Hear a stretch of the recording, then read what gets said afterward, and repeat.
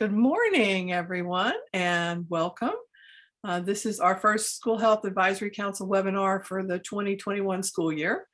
I'm excited about this webinar. I think it's going to be a very timely topic, and so the topic today is Unspoken, Debunking Myths and Delivering Strategies to Foster Relationships in Underserved Communities. Next slide. Denise, you have control. Yep, I went to the next slide. Is it not showing? There it goes. There we are. I'm Michelle Smith on the left, the Texas State Coordinator for Action for Healthy Kids.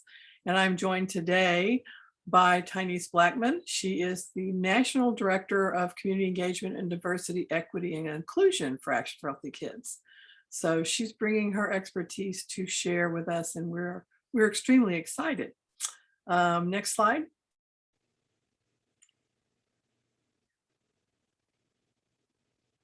Just a few logistics. You can access the webinar's audio via phone. If you have any problems with your computer audio hearing us, you just would click on the little microphone in the bottom, and it would give you instructions on how to do that. Everyone is muted. You can submit questions through the question box. If you want to ask a question, we can unmute you as we move forward. I think Denise has some things where we will be a little more interactive. We are recording this webinar and it will be posted on our Action for Healthy Kids Texas YouTube site, and we will send out a link with resources after the webinar. Next slide.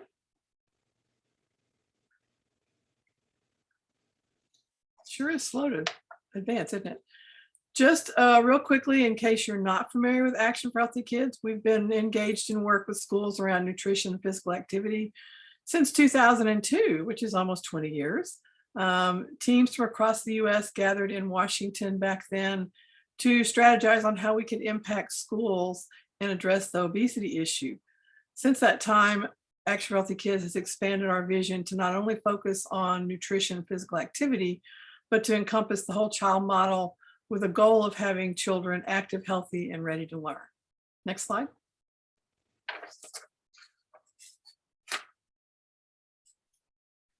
I mentioned that this was a SHAC webinar. In case some of you aren't familiar with the term SHAC, SHAC is a School Health Advisory Council. It reports to the district in Texas. They are mandatory. Each district is to have a SHAC. And their goal is to give parents in the community a communication channel with districts to make sure their input is part of any decisions that are made relating to child health issues. We have included SHAC resources at the end of this webinar. And so when you receive the follow-up PowerPoint, you'll be able to access all those webinar links or all those resource links. So now I'm going to turn this over to Denise, and she will get us started this morning.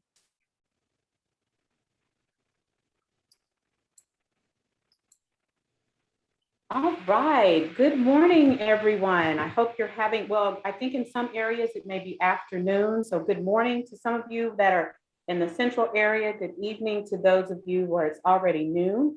I'm so glad to be able to be chatting with you today.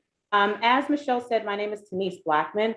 I am the National Director of Community Engagement, Diversity, Equity, and Inclusion here with Action for Healthy Kids.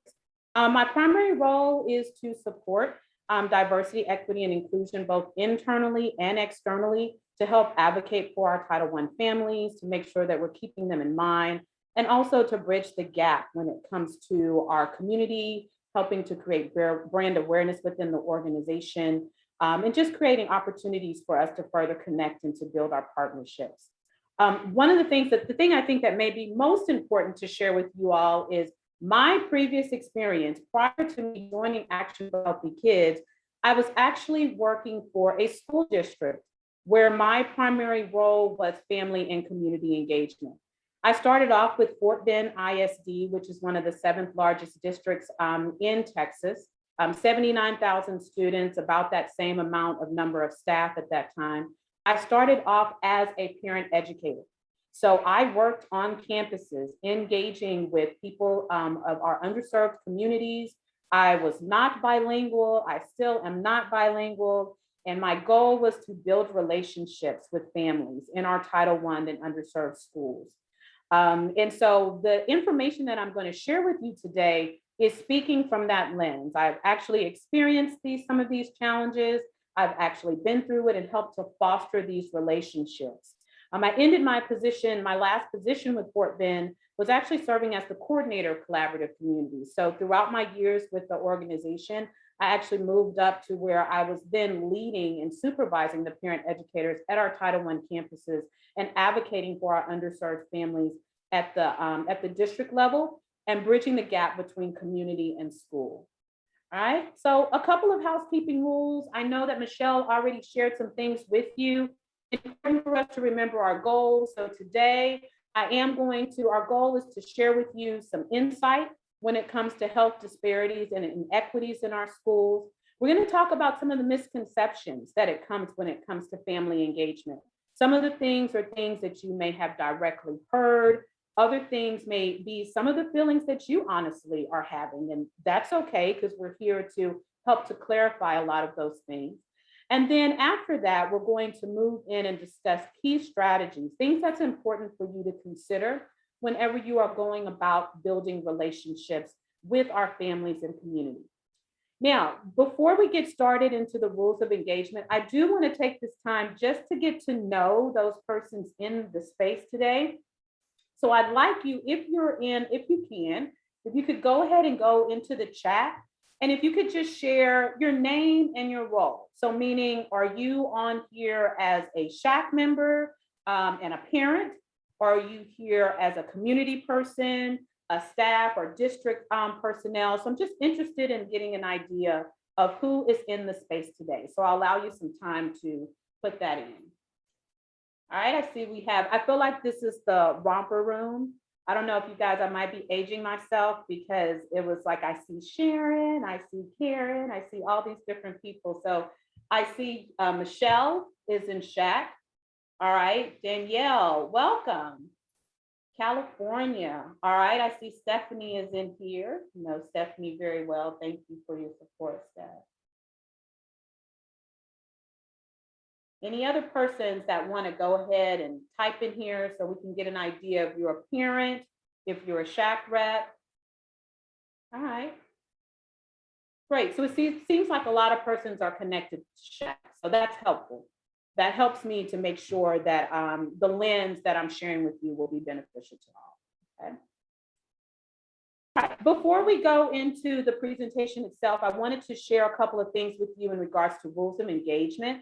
Actually, with our organization, there's one thing that we utilize. It's called our Diversity, Equity, and Inclusion Compact. It basically supports our commitment that we have to DEI within our organization. And the compact shares with us, it talks about the norms, how we are going to engage with one another. And so today I'm going to share with you some of those expectations. There's additional expectations that we have as an organization when it comes to DEI and how we engage with one another. But for today's purpose, I'm only going to cover a couple of those DEI aspects for today. Number one thing is make sure that you're present. So you're either going to love me or hate me during this conversation today, because there will be times where I may ask you to read something. I may ask you to put something in chat, have open conversation and discussion. In the event that you're not comfortable with sharing, that's okay. You may want to take this time just to digest and learn today, and that's fine. But in the event, regardless of whether you want to share with us or whether you want to take this time to digest, we are asking that you remain present. Make sure now, if we can, we'll have some time where we'll stop for you to take a quick break, or if you need to step away to tend to children or whatever the other situations are that you're navigating right now, that's okay. But it's very important that we do our due diligence to stay present during this time. The other thing is to make sure that you speak your truth. Some of you may be representing SHACs, but during this conversation today, I really want you to focus on using the word I, speaking from your lens. If there is some things that you would like to share on behalf of the SHAC, I ask that you be mindful of that and think about, is this truly something that I can share, that I know for certain, without a doubt, that collectively we as a SHAC are standing behind this particular comment, okay? Actively listen. Remember that we're here to receive, not to react. This is a discussion. There's really no right or wrong. We want to take this time to learn from one another and want everyone to have that space to share as they feel comfortable. And we want to be mindful and make sure that we're listening to those people and creating the space to be receptive to other persons sharing. And then give the benefit of the doubt. Like I said, we're talking about some things that may make people feel uncomfortable. And people, we want you to have a level of transparency here. And so we want to seek to understand. And during today's session, we want to be mindful and recognize that everyone here has the best of intentions. Right? I am going to try my due diligence. I'm just going to let you know, you may see me looking on the side because I actually have the screen here where I'm able to navigate and look here in the chat.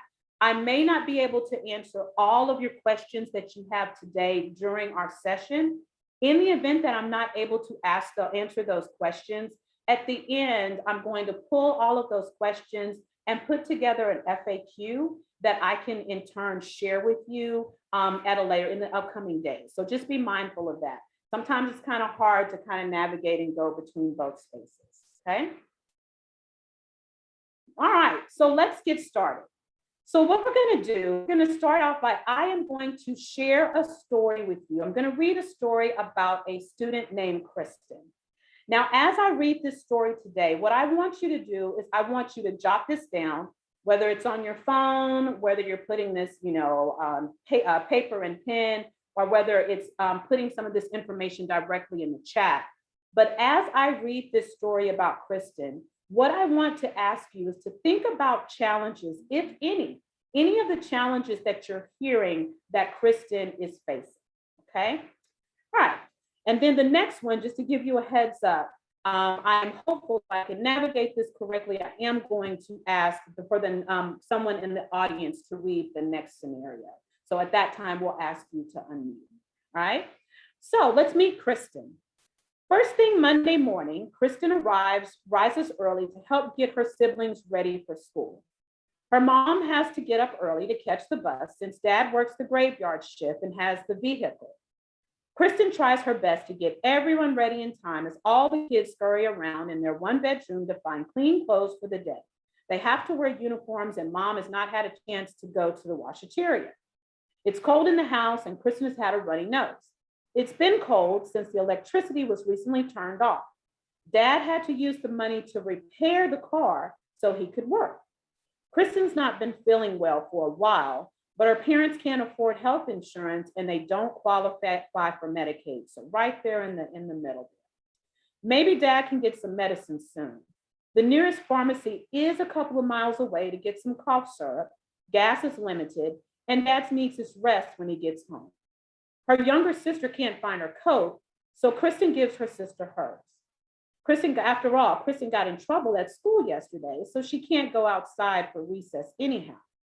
She manages to get everyone on the bus, and once on the bus, she tries her best to do her homework from the night before. Kristen has to turn in her homework as soon as she gets in class. It's a graded assignment, and she's already struggling. So instead of going to eat breakfast in the cafeteria, she sits in the commons area to finish her work. She's hungry, but she figures she can hurry up and try to get to the front of the lunch line later today, so she can have enough time to grab her tray and eat. The morning bell is just rang, so off to class she goes. She's not feeling her best, she's feeling awful, but hopefully she can keep her head down and not be noticed. After all, she doesn't want anyone to think that she has COVID because she's not feeling well. And she has the same juice-stained uniform on from yesterday.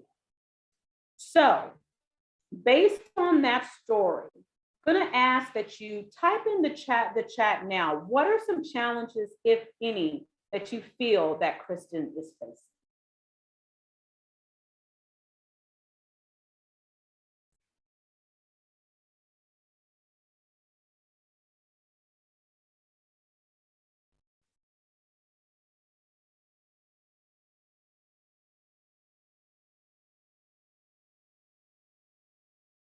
having to help siblings, worried about her grades.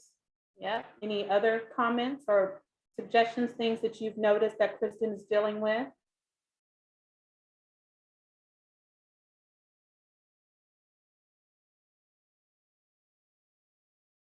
Yep, a lot of responsibility on her shoulders, correct.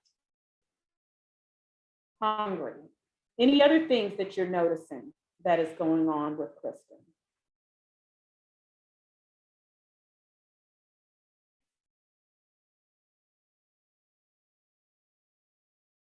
Okay, those are some good assessments. All right, now I see another person that said healthcare, loss of recess from the previous day, so something must have happened in school. That's a pet peeve for me with that recess too, and I'm sure I'll dig in that too a little bit later about recess. Well, I'm going to share it now. A lot of times when it comes to our children and students, taking away recess is one of the worst things that we can do because it allows them that time to get that social engagement. And there's a lot of factors and things that are going on with kids. And so really that recess time for that socialization time and that time to get that energy and that stress relief is ideal. So it's not best practices. I don't think that we should be in that space where we're taking away that recess. But the reality of it is for whatever reasons, no judgment, but and that tends to be what is happening in some of our schools and environments. All right. So the next thing that we're going to do, so now that we've met Kristen, I want us to meet Brianna. And so I am new to this. So I'm going to ask, can you guys unmute yourselves?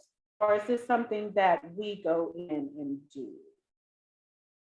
If so, Michelle, if you can go ahead and unmute our guest.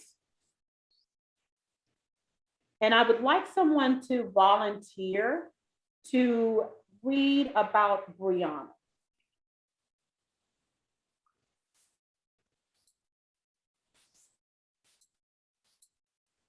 I believe they have to unmute themselves, but I'm allowing them. Okay, so if we can have someone unmute, and if they can go ahead, if you're comfortable with sharing with us about Brianna.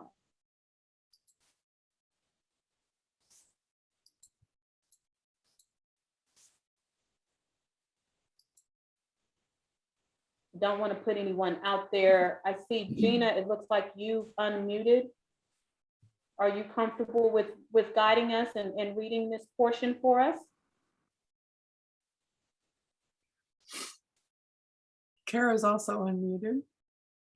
Okay.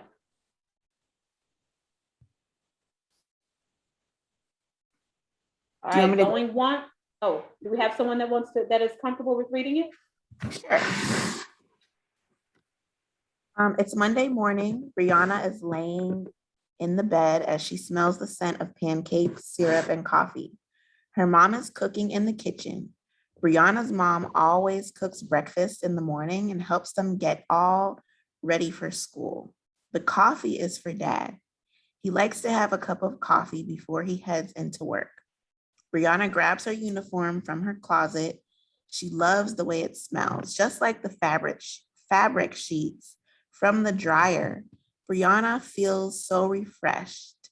She was not feeling well the day before, but Mom got her an appointment at the doctor. It was just a minor cold, and the medicine is working great. Her younger sister runs in her room because she can't find her coat. Her sister always forgets her coat at school, so Brianna lets her borrow one of hers.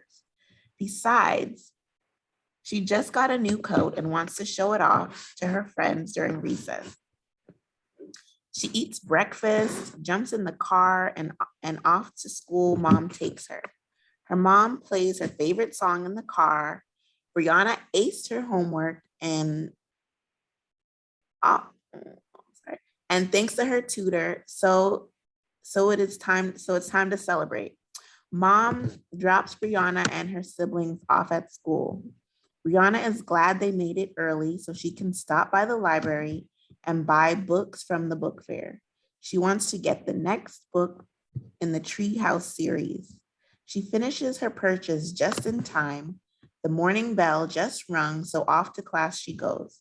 She's feeling great and walks in class with her head high. She hopes all her friends notice her new coat. All right, thank you so much for reading that, Kara. I appreciate that. So before we go into the comparison, let's talk about in chat. Are there any challenges that you feel that Brianna is facing? So what challenges, if any, is Brianna facing?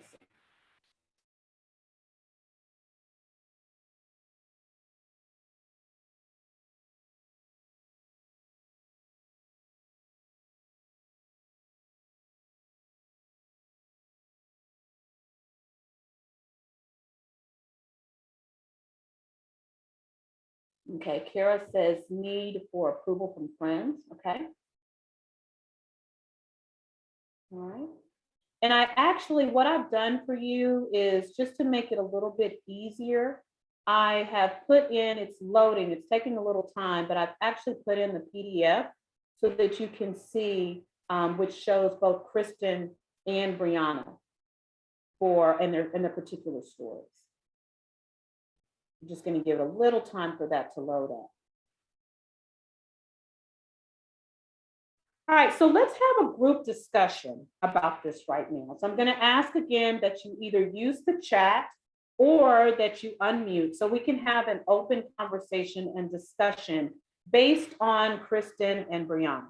So let's think about Kristen and her overall day and how she's starting her day and the challenges that are going on as she enters school. And then let's talk about and let's think of Brianna and how her start of her day is going and the overall challenges that she may be facing. What, if any, are there differences? So what are differences between the two? What are you noticing or thinking about as you think about Kristen's situation versus Brianna? So if you can unmute and you can share your thoughts verbally with everyone, or if you feel more comfortable and like to put those things in chat, that would be good.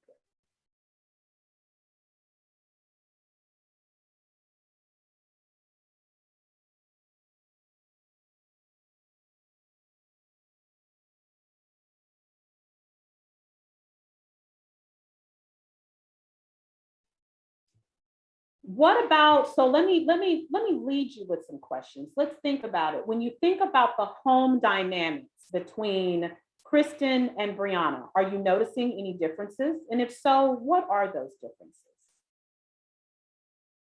Okay, Brianna's family is available to afford health insurance, you get medicine, while Kristen's family has financial struggles, okay? Parent support versus parents not around. Exactly, we see that Kristen was riding the bus, which it happens, but we do see that Brianna's family is able to take her to school. Brianna's parents have the ability to be more responsive because they have resources available. Very good point. Thank you for sharing that, Andrea. How they feel heading into the school day. Yeah, because Kristen, when you think about Kristen, she's not feeling her best as she's entering into the school day.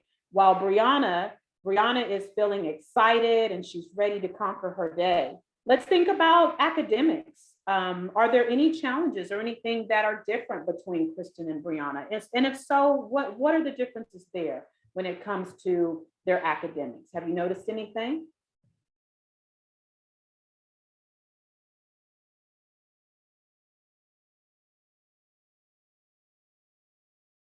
Yeah, one's healthy, the other one's not feeling well.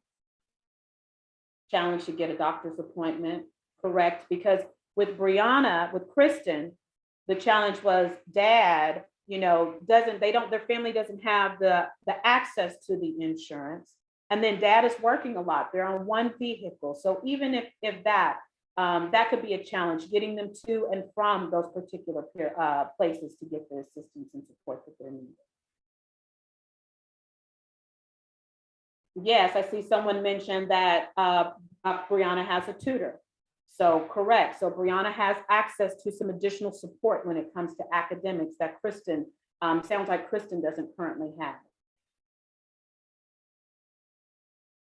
All right, so now let's dig a little bit deeper into Kristen and her story. All right, so let's talk a little bit more about Kristen. So as we discussed, when we look over here on the left-hand side, we see Kristen and her family. Now, the reality of it is, as we've talked about it before, Kristen's dad, they have one vehicle between the two of them. Dad is working a lot, he's tired. And overall, when you think about the family dynamics, there are some challenges that they're having when it comes to the finances, not having the finances to deal with their day to day. The lights got cut off because they had to make the decision: should I fix the car, or should I go ahead and pay this bill? And I will say that this particular story with Kristen, I can relate to a lot of these things, because these are things that either I had challenges with as I was coming up in my family dynamics, or some of my peers. So they're going through these challenges and trying to figure out, where am I going to allocate my resources? Having car troubles. When you think about the overall challenges when it comes to access to health and to some of the things that other families that have access to, it sounds like it's a challenge. What if we put on here the extra dynamic? What if English is not their primary language? Think about that time when they have to go to the pharmacy and there may not be a translator present. So we get the unction to go to the services that we have, but now we're trying to navigate and have this conversation with someone that may not even be able to engage with us as we would like, in efforts to make sure that we're able to support our family as needed.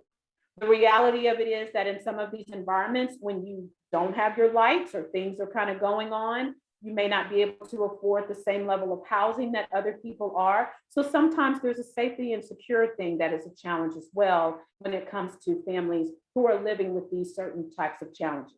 I do not want to make a generalized statement. I want to make sure that I articulate that this is not something that all families are dealing with, but the reality of it is that many of our families that are in underserved communities, that are representing underserved communities, are dealing with some, if not all, if not more, of these particular challenges when it comes to their day-to-day, okay?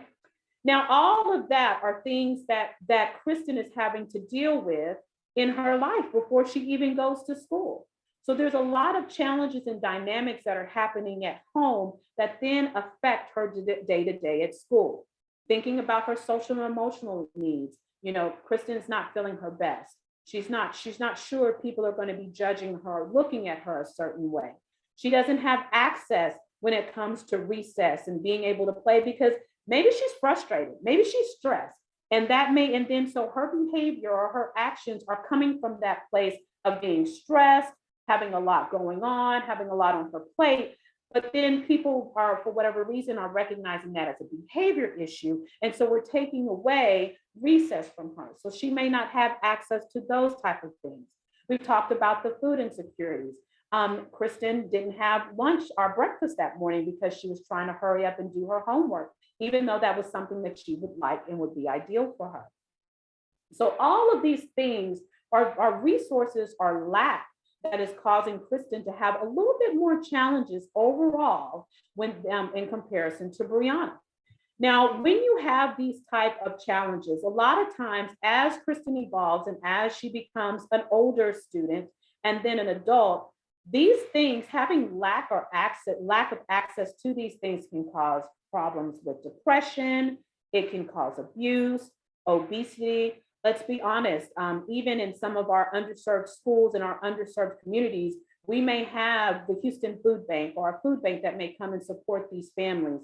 But if we don't create the awareness, if families are not aware of how to, cook or prepare these meals in a healthy way, there's still going to be some challenges, even though we're increasing their access to these foods and trying to alleviate some of those food deficits. And so as we have all of these challenges, or some of these challenges Kristen may face, as she becomes an adult, because of these things, it may make it very challenging for her when you think about job security. Some of the challenges that she may have had as a student may directly affect how successful, already affected how successful she was going to be in school. Now, as she becomes an adult, that can equally be some challenges that she's dealing with. And so because of the lack of access, because of the lack of resources, now, as Kristen is an adult, guess what? This family over here on the left is no longer Kristen as a kid. Now I want you to think about this being Kristen and her family with her kids. And therefore the cycle continues, okay? So let me look at the chat and see if there's any. So let's talk about this a little bit more. So when you think about Kristen and her family, as we've talked about, there is definitely a difference in access to resources. And those differences in access to resources are definitely causing some additional challenges to health, right? And that's what we call inequities. So those are the differences in the health statuses or the distribution of the health resources between different population groups.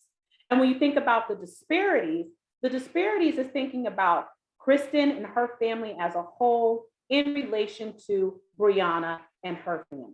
So that's where we think about disparities. That's where the word health disparities comes from. Now, not only is we've talked about the challenges that Kristen's having at home, sometimes, and particularly in our underserved schools, we often have other challenges that are going on in that school dynamic. For example, maybe it comes to playground equipment, may not be as refreshed or as ideal as we would like it to be. A lot of our underserved schools may not have the same resources or may not have a thriving PTO or an organization that can come and raise additional funds. And in some of our schools, if it's an older school, then a lot of the mandates and the things that were necessary when you first created that school are different than the mandates for the newer schools. So therefore, they may not have the same type of resources that now some of the new schools are automatically developed and pulled in. We think about the overall safety and security of our schools. That could be a difference in some of these areas. Sometimes there's not adequate sidewalks, areas for our kids to get to and from school, or even an overall safety when it comes to them riding their bikes and things of that nature. Oops, sorry about that. So now let's put it into perspective when we think about SHACs. Now, as a school health advisory committee, and I will say that I'm also a part of the SHAC in my school district. So I think I've been a part for maybe, 5 or 6 years. But when we think about SHAC as a whole, it is very crucial and important for us to have a very diverse group of persons that are within our SHAC and our organizations. Why? Because in order for us to promote policy and to make sure that we're thinking about the best needs of our schools as a whole, we need to make sure that we have that same diverse group to the table so that we can have these meaningful conversations. On the flip side, also, when you think about these inequities and you think about these disparities that some of our underserved schools are facing, it's equally as important for us within SHACs to be able to help and to support these families in advocating for these policies. And so therefore, we want to recruit these families to be a part of the SHAC because we also want not only for them to build our capacity so we can learn from them and make sure that we are having an all-encompassing idea when it comes to best practices and policies and strategies that are going to support our schools, but we're also helping to build their capacity, to help show them and to provide tips and best practices and strategies for how they can advocate at their schools and in their community. Now, so now we've talked about disparities versus inequities. We've talked about SHAC overall and the goal and the responsibility that we have within an organization to make sure that we're diverse. Some of us may have made efforts to engage some of our families in our underserved communities or try to get parents engaged. Some of us may not have. And so we may have different perceptions that you may have heard. Perceptions are things that you have directly seen. But now we're going to go into that portion. And I'm going to share with you 3 key things when it comes to perception versus reality, when building relationships with our parents in our underserved schools and communities. All right. So first thing, all right, let's talk about this before I show you exactly what the perception is. Type in the chat, what does this picture, what does this graphic look like over here in the corner? What does it remind you of? That'll help give us an idea of the topic of our first perception versus reality discussion. So what does that look like to you? Very good. Good answer, you guys. It's a clock. So the first perception that we have, or sometimes people tend to have, is parents and families in socioeconomically deprived circumstances are less interested and less able to support their child's learning. AKA, parents don't care. Now, I have heard that conversation. I've heard people say that, and that is truly an untrue statement. Here's the thing that I want everyone to think about. Even parents in our underserved communities, they do care. They may have different challenges that make it more challenging for them to get engaged at the campus, or their engagement may look differently. Think about past experiences with schools. Some of our families may not have had so great experiences with schools in the past, and therefore they don't know the right way to go about and to engage. Some of our parents come from a culture and climate where our role as a parent, take the kid to school, the teacher is the one that guides our child. They tell us if things are right or wrong, and we stay back and we allow the teacher to rule and to help to lead and to guide that child. And if you need us, you'll let us know. There are cultures and climates that have that type of environment that they've come towards. What about language barriers? Some of our parents and families are dealing with language barriers. And so even though they have a desire to get engaged at the campus, they have a desire to get engaged with SHACs, they don't know how. Or maybe we don't have the systems in place to make them feel welcomed enough to have those type of conversations and to be engaged. And then it goes beyond even having a translator. Because as a SHAC, as an organization, let's say we do have a translator that's available for our parents where English is not their primary language. What about our materials? What additional things are we doing to make sure that family feels engaged? And it's not just our families that English is a second language, also those that may need special accommodations. Are we being mindful of those things? Sometimes our parents, are working, and so they may have to take off in order to be involved into these different things. And so they have to pick and choose. So if I have to choose between being engaged at SHAC, being on campus to volunteer for XYZ, and coming to an open house or a parent-teacher conference, then I have to prioritize and really figure out which thing is going to be the most valuable for me and what's realistic for me when I'm asking off. So you need to think about all of these things when it comes to engaging a school or a parent or recruiting a parent from an underserved school or a vulnerable community. They may need help with navigating the school process. It could be different to them. And then they have to gain a better understanding of the roles and expectations. So it's very important that we be mindful and think about those things whenever we are trying to seek out those parents. So parents may need help. Sometimes our parents need help in being engaged, but that does not mean that they don't care, right? Okay, the next slide. If I can get someone to unmute, if you could please read the next perception that some persons have. Someone can unmute and read that to the team, that'd be great.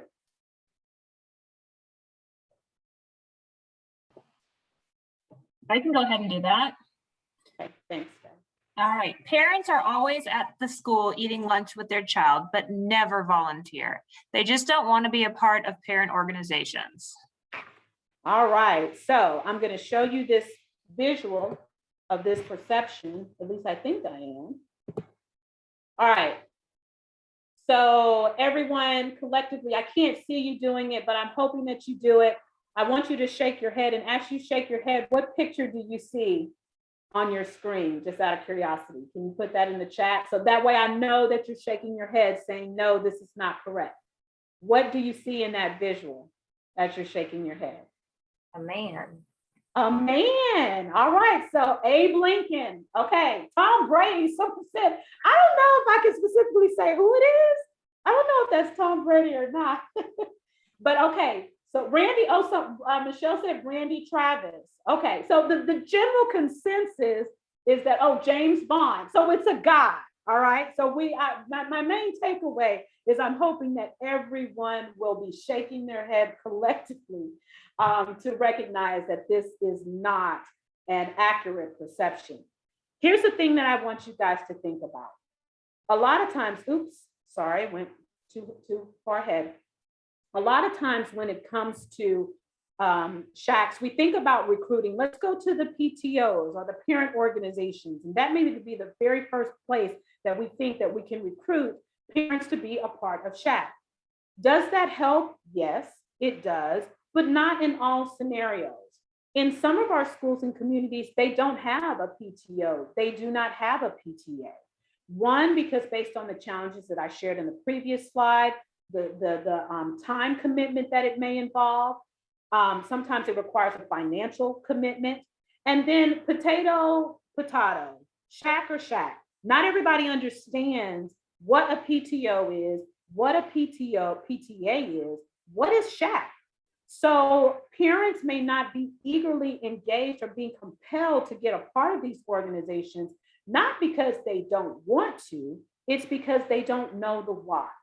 And so we have to be very open and mindful of that and make sure that we're looking at alternative ways to talk to parents and get them engaged and get them to be a part of SHAC and a part of other organizations, okay? The other thing to think about is some of our parents may not be a part of these organizations because of that volunteer application process, whether it's challenging for them to navigate. Some of our parents are not, they may need a little bit more support when it comes to going through the process of applying and utilizing their computer or their phone. If we as SHAC, let's say we have an application that we're asking people to complete, but it's online. Is this something that easily, what is the word I'm looking for? If it easily transfers into a parent using that or trying to complete that application on their phone, that could be a barrier because not all of our parents may have access to computers or technology in the same way. So that's another thing that you have to be mindful of, is that all of our parents may not have a true understanding of what these various organizations are. And so we need to leverage and we need to think about additional ways that you can connect with those parents. And also I'm challenging you to think about how you are articulating SHAC and communicating the why, okay?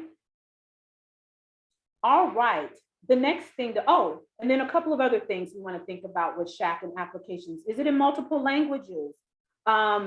Is there, will we, going through my notes. Some of the parents may feel even embarrassed. So it's like, okay, I want to get involved in this, but I don't know how. And so I don't know the right questions to ask.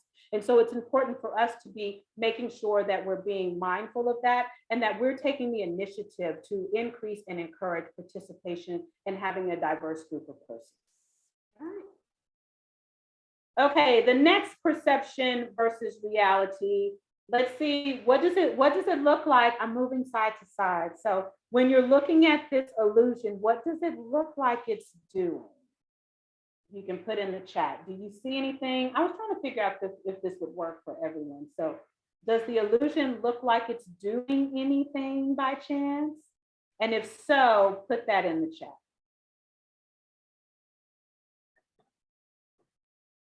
You don't see anything? Ripples. Okay, yes, it's supposed to be rolling. And so what moving, exactly. So what it is the goal is to think of it as rolling out. So one of the perceptions that some of us have is rolling out the red carpet. So if we have a different, an initiative, let's say we're trying to recruit persons to come on to SHAC and we're rolling out the red carpet. What that means is we have food, we have translators, we're trying to do it at a certain, a central location. It's an evening event. So we're thinking about all of these things and then parents come and they come out for these things and then we don't get any prospects for these events. And so then we start thinking, okay, we roll out the carpet, but parents, are they really concerned or are they really eager to get engaged? Here's the thing to be mindful of. although you're recognizing these needs are important, it's important to try to have these things in place. The main thing is relationship. One of the examples I can use is maybe let's talk about if you as a SHAC are having meetings at a central location.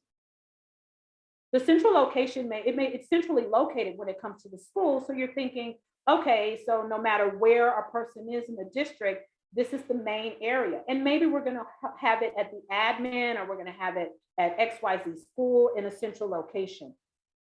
Think about it this way, is even though it's centralized, it's still a new space for many of our parents. And so it's like going into someone's house for the first time that you're not comfortable with. And so we want to be mindful of that, is even though it's a central location, it still may be a challenge, and parents may not feel comfortable stepping into someone's house that they've never been in before.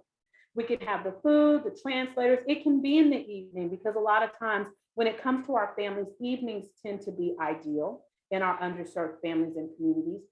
But the reality is you've created all of these things for me, but if we don't have a relationship, this is going to be a one-stop, one-time event. I'm going to come, I'm going to engage with you, and then after that, I'm done, because we haven't done the due diligence to really try to form and foster a relationship.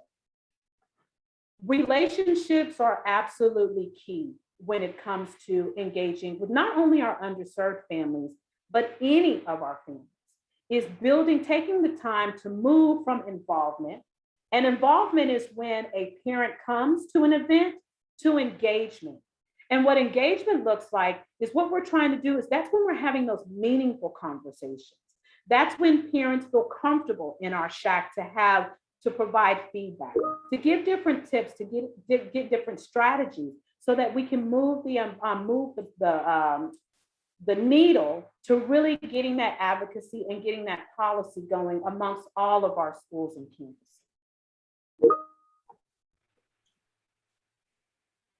So now I'm going to pause because we have a little time. And based on the information that I've shared, before I move into the relationship model, are there any questions? Are there any thoughts that you would like us to kind of dig into a little bit deeper at this time? So I'm just going to pause and give people a little time to share any comments, or if you have a question before we move into the different stages of the relationship model and what is necessary as you go to foster these relationships in our schools and communities.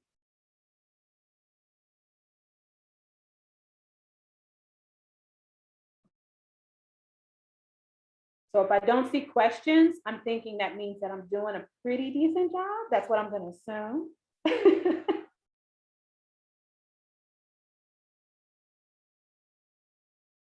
All right, no questions. Okay, cool. So now we're going to move into the second or the third portion, where we're going to talk about the relationship model.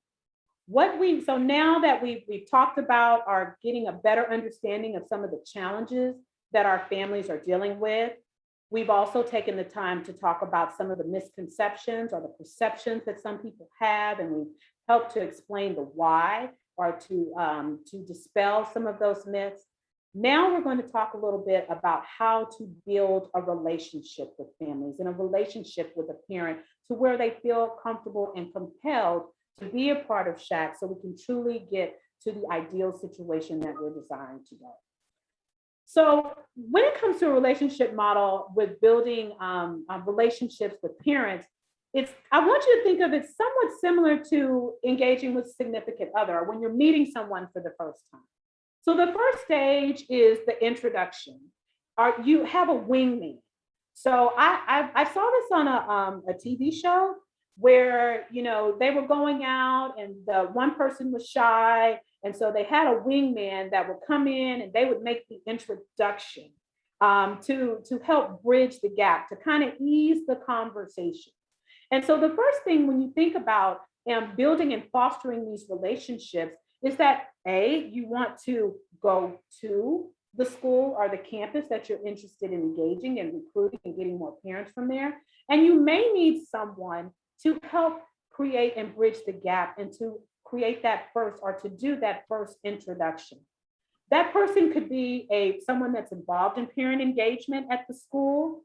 That could be a principal, that could be a counselor, a social worker, someone that parents trust.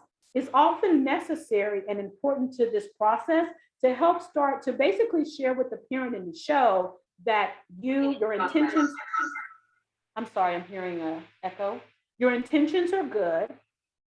And also just, to introduce and to help form, to have that ease.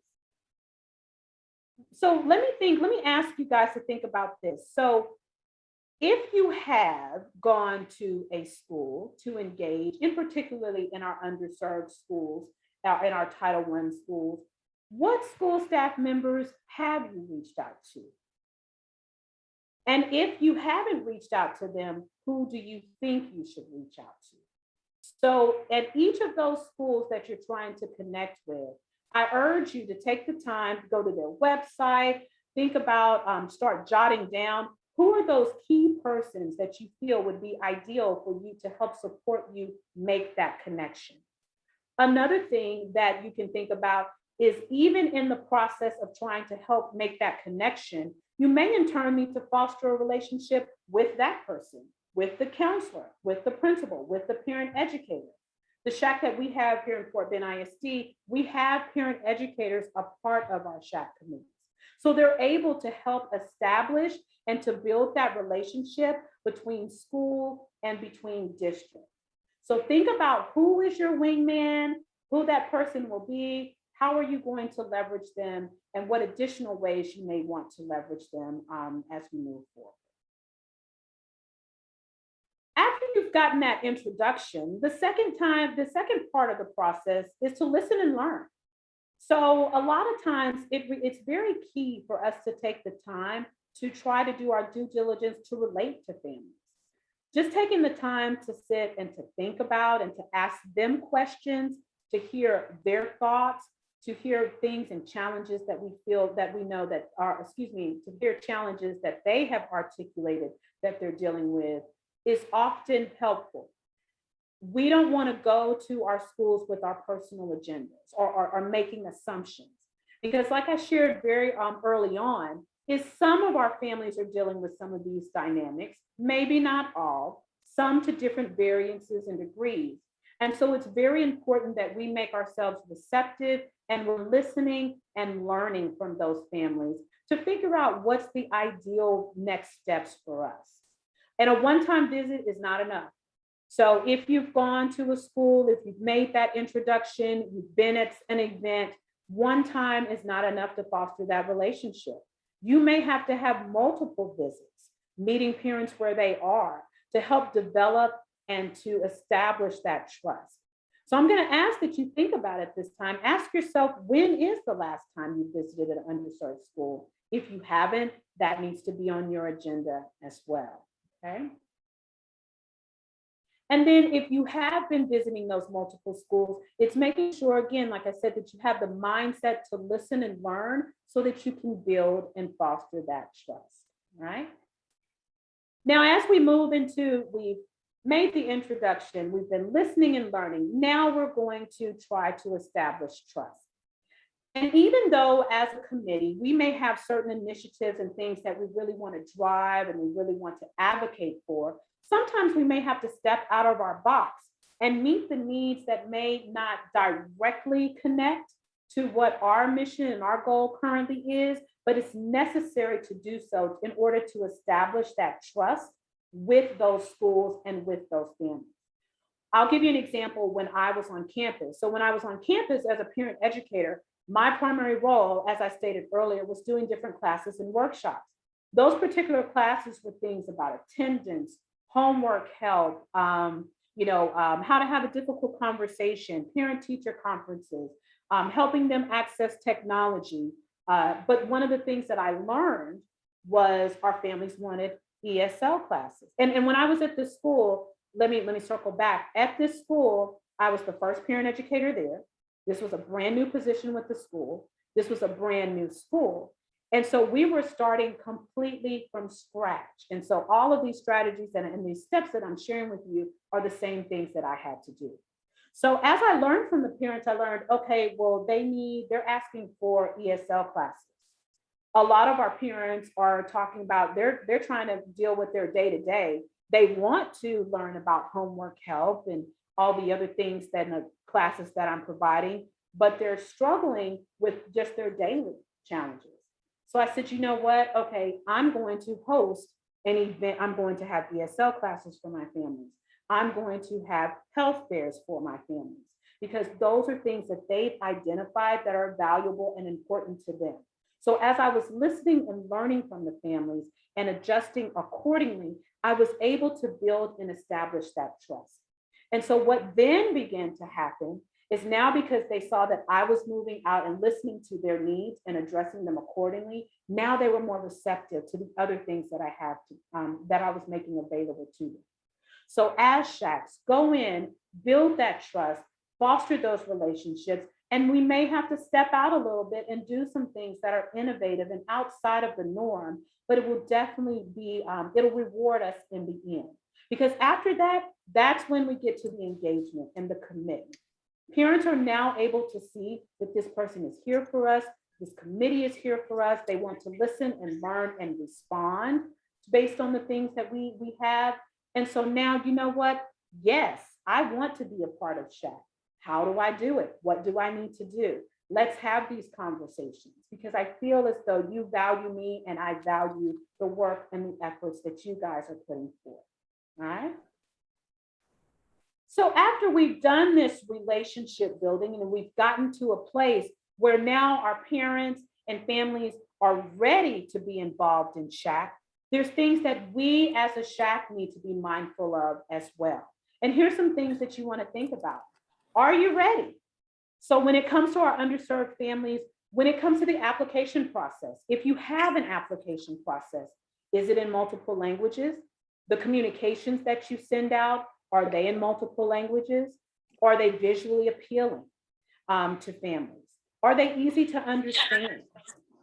Sometimes even in our best efforts, I always recommend having someone on the outside that's not familiar with SHAC at all. It may be helpful for them to look at your flyer and see if they understand, and more than one person, see if they understand based on what they're reading, what SHAC is all about. Because sometimes when we're actually engaged and we're in it and we think that we're doing our due diligence to package it in a way that's easy to understand, not everybody has that same lens. So is it in multiple languages? Try it out with other persons. If this is an application that we're doing online or we're emailing applications to people, do we have a help desk to support persons?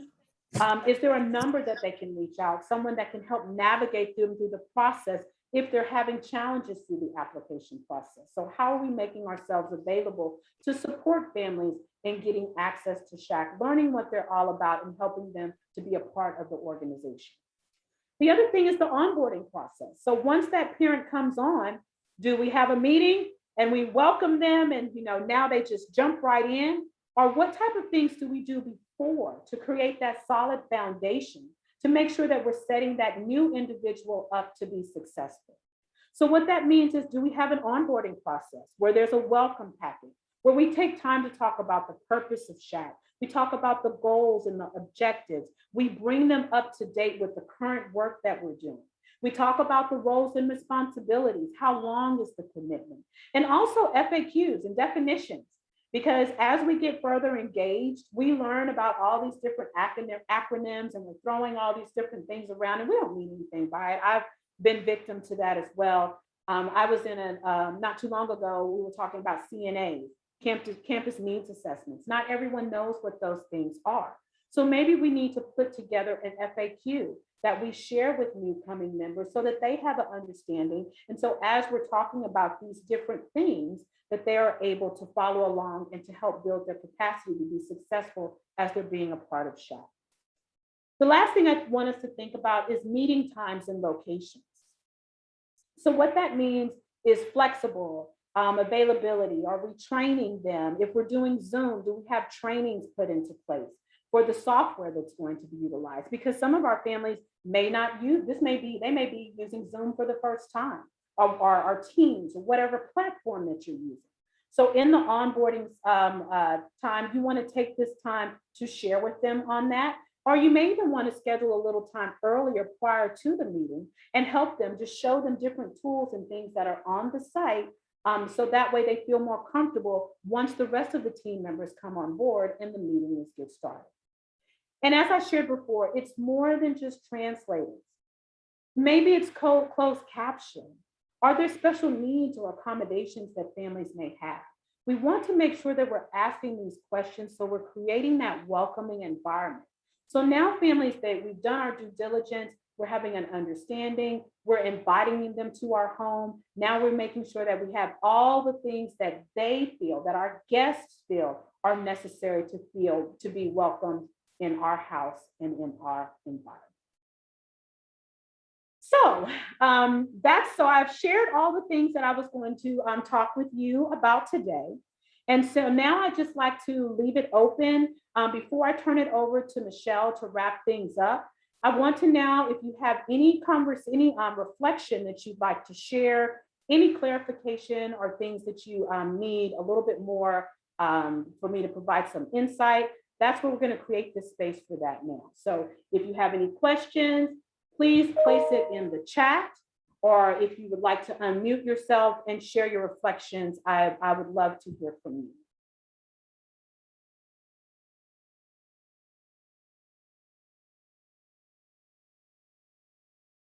Okay, strategies for communication. Stephanie, can you unmute and share a little bit more about the specific things that you're asking in regards to communication?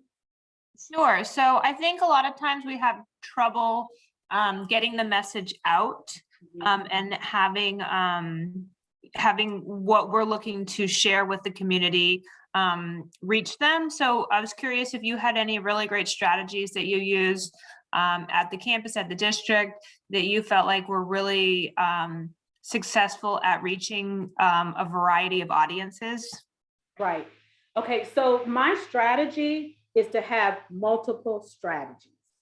And here's the why. So one of the things you want to do is, like I had shared before, share it with the wingman. So the parent educator, the social worker, the counselor, you may want to share that material with them. You also, if you know the school or the district has some, I can't remember the name, it's school board or DASH, some kind of communication system that they use, that could be another avenue. You may also want to utilize the marquee. You can reach out to teachers and ask them if they can put it in their newsletter. You can ask the district or the schools to put it on their website. But there has to be multiple ways of trying to get that out, because different parents respond to things differently. When it comes to elementary kids, social media could be a great tool for our older parents and families. And I used to, at the elementary level, I would try to engage the kids, because when you tell the kids, they in turn go and tell their parents.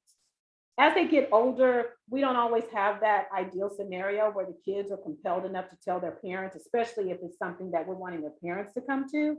But at an elementary level, what about creating a coloring page? And it talks about SHAC. And you get the kids to color it and take it home. Stickers. How many times I have 4 kids. If there is a Chick-fil-A, any type of fundraiser, going to a restaurant, my kids come back with that sticker, my kids come back with that bookmark, and they are going to talk to me about that all day, every day. Think about the strategies that they use for the book fair and how often kids tell us over and over about the book fair. So look at those best practices. Think about your particular children and how they come to you and what are the different communication tools they use. And then you as a SHAC use those exact same things, and that can draw in the attention and get the feedback that you need, okay? Any other ones? Oh yeah, don't rely on the take-home photos. Thank you for sharing that, Michelle, because that's the truth. I've had, when I was on campus, parents would say, or even at the district level, when I was on the district level, we would communicate things on social media and send a mass email out, and then parents would say they still didn't receive the information. So you have to think of multiple ways, and it's more than one time. You have to do it over and over and over again. And then after a while, you'll start getting that group of people that can advocate and also go out to the schools and champion for you and to talk up those events. Use your community partners if you have community persons that are part of SHAC, but everyone has to be accountable when it comes to communication and being able to reach families. Yep, I see talking to parents in line as they pick up their kids, pass out flyers. I was a big, I would do things, stand in the front. Some of you that are on here may know I like to dress up. I would dress up as different characters. There's those, you know, the things that you put in the lawn that, you know, talk about class of 2021 or different events. You can use those as well to talk of different things that are going on with SHAC. And I encourage you to think of compelling and creative ways, like your subject line, even in your emails, but a tag that's going to make someone want to open up and do more. It's more than statistics. Because I know a lot of times we want to have a compelling statistic that in turn we think that is going to push someone to want to take action. But sometimes we have to think about outside the box a little bit and be more, even more creative in your strategy. Any other thoughts or questions before Michelle comes back on board?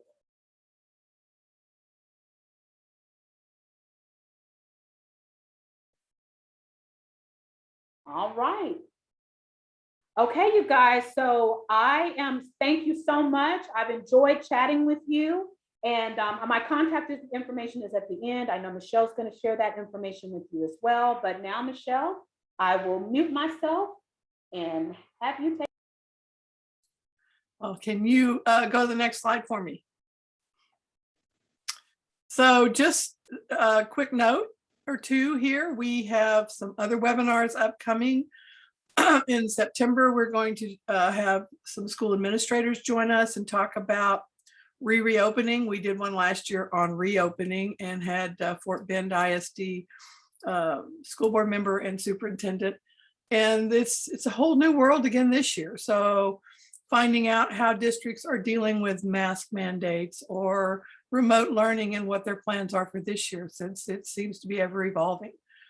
So hopefully, and how they're using their SHACs to help them with those decisions.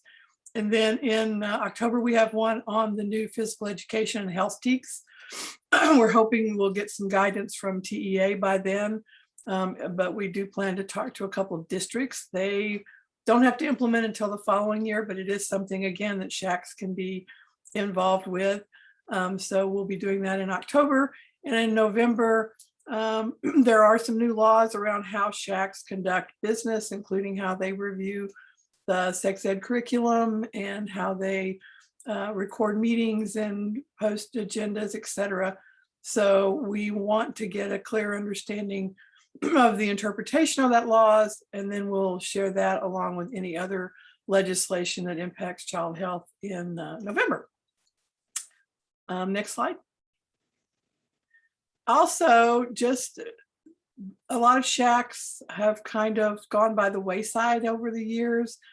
We don't have a lot of state level governmental support. We are opening conversations with the Department of State Health Services about how we can do a better job of supporting SHACs. But in the meantime, Action for Healthy Kids and our partner organizations are going to start a SHAC network. We already have about 60 people that have signed up over the summer. We're hoping to raise those numbers considerably this fall.